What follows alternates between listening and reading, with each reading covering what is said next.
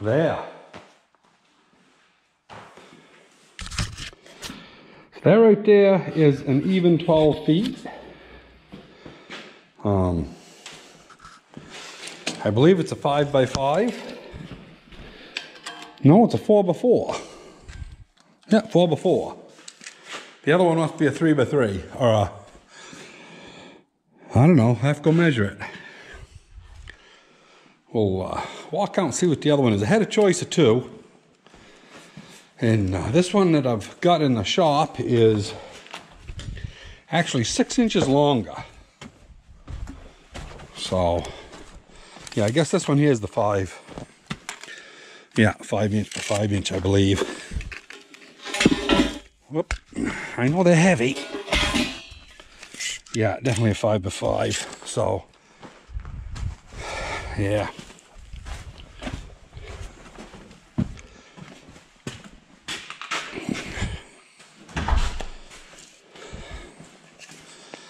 So anyway, we're going to cut this in half. Then we're going to cut the webbing back. And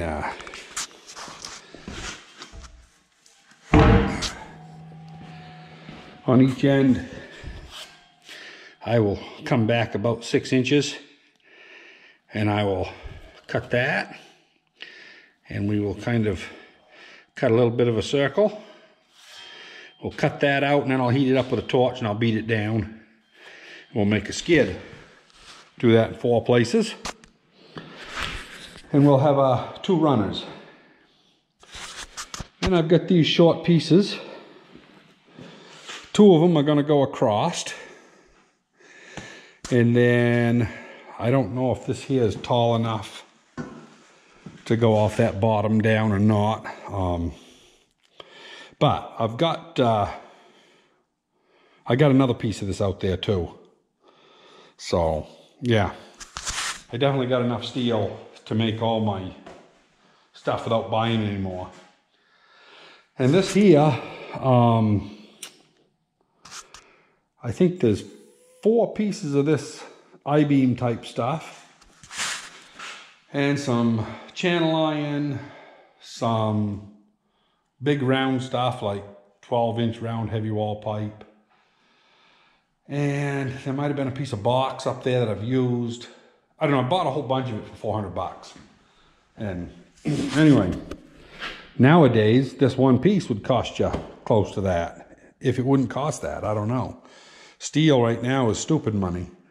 So anyway, that's what we're going to make our skids out of.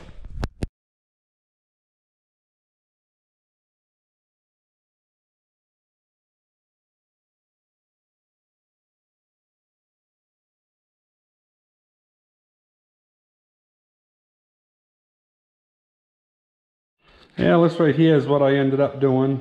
I cut a little fish mouth out of there. I'm going to grind this all up, get it beveled on this edge here so that when I do get it driven up, I got a place to weld. And once I do that, I'll get this all done. I'll flip it over. I'll draw a line with my soapstone right across there. I'll heat it up till it's good and red. And then I'll beat this down with a sledgehammer. And we'll put a bead across both sides. Make a nice skid on this end. We'll do the same to the other 3. Probably not going to show most of it because it's just a lot of dubbing, but yeah, I'll bring you back in stages.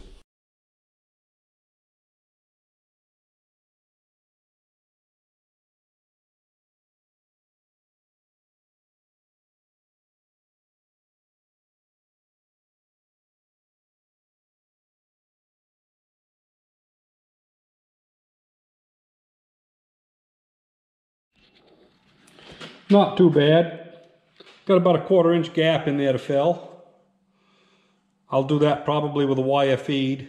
Doesn't really matter which one I use. But yeah, get that all welded up. That'll look good. About the right angle. If you make them too steep and you pull them in the dirt, they just plow, especially with a lot of weight on it. And if you get them too shallow, of course, it goes over the top. So it's kind of a, well, I've built enough of these things that, yeah, that's about right. Well, that's how they look after they're welded. This one here was a pretty clean weld and it was a second pass. The other side is full of porosity. Same way with this side. I did pick up a little of the porosity. I probably could have backed up and burned that out, but it's a skid. I'll show you the other side. This is what happens when you have a lot of crap and impurities in a wire feed. You know, it just sucks. I probably should have done it with a 7018, you know, and burned it out with a flux. If I had a big enough grinder, I'd fix it, but I don't have a big enough grinder to get in there. So anyway, we're going to leave it and run it the way it is. The other one did the same thing. Second pass came out perfect. First pass, you know, right full of crap. But yeah, so that's the two skids. Get the other one over there. And what my plan is I'm going to mount these on the side. I've been thinking about this all day. I was going to mount them up front, but I'm not. Now I'm going to use these 3 holes right here.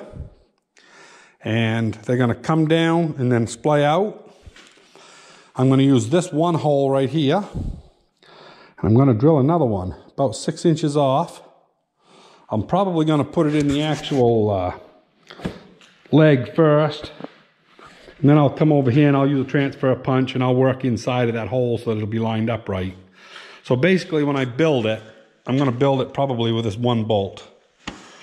And you can unbolt that bolt without nothing happening because it's all bolted down bottom and it's bolted underneath the cylinder and there's bolts everywhere. So you can take that one right out and it doesn't matter. So I'll just put a longer bolt in there. And I wish I had all the rear end bolts and stuff because some of those are longer and I think I probably would have the same style head. But anyway, that's all right. Yeah, so that's what we're going to do. Probably tomorrow morning early. We'll see. But 2 pieces of that 10-inch channel across. And then we're going to go up with 4 legs. And they are going to splay out, I believe. They're rugged enough I could go straight down and just make straight drops, but it would look a lot better if it splayed out. So I think I'm going to do it so it splays out. And then on the further side, I'm going to have this not quite as tall as this, probably going to be 4 inches lower. But it's still going to be up fairly high. I want it to be right up where it's handy to do stuff. You know, I don't want it right down in the ground. I want it so if I want to change the oil, I can throw a 5-gallon bucket underneath it. You know, all that fun stuff. People don't think of that when they put stuff right down low, and then you got to try to find a shallow bucket only 10 inches deep, you know, and all that. So anyway, yeah, that's the story on this. So for those of you, there are still some people wondering what we're doing here. Look up John Deere W111 power plant. You'll see all kinds of John Deere D power plants. And the way I look at it, the 111, I don't know what it came from. That's just the model, I guess. But basically, it's a John Deere W. And it's a Model D power plant out of a John Deere D. So we're going to do a John Deere A power plant out of a John Deere A. Except it's not going to be factory. They didn't actually offer this as a factory unit. But we're going to make one. Somebody had already started it. It wasn't my crazy idea, although I have thought of it in the past. And I'd mentioned it to a friend of mine, and he happened to come upon this one that somebody had started and said, hey, you ought to finish this. So that's kind of how I didn't get suckered into it. It was my own choice. But that's how I got started on this little adventure. And the biggest problem that I'm going to have, the inside of the motor looks excellent. If you go back to the first video, I believe, I show the inside of it. But this right here, you know, that's not far from failing. Those gears should only have about, you know, that much movement for clearance out here. And a lot of these engines that were electric start that ran a generator out here, it was the extra load that it put on the fan gears. And yeah, you know, it's the way it is. So I got to fix that at some point. But other than that, it's coming good. So yeah, look up John Deere W111 power plant if you want to see kind of what we're headed for. And anyway, that's all this video is going to be. It's 6:30 at night, and Me and Carol, it ain't dark yet. It's cold, but windy out. Probably about 45 or so out there. Pretty nice day though. But I think what we're gonna do is probably take the 22 and go look for porcupines. We've, you know, been running into a few lately, and if we can get them now before they get into the garden, saves us a lot of money, because they will cause you a lot of damage. And I never realized porcupines would eat vegetables. I thought they lived off tree bark and stuff, but if they got nice zucchini, they're all in. So yeah, anyway, keep safe everybody. We'll see you on the next one.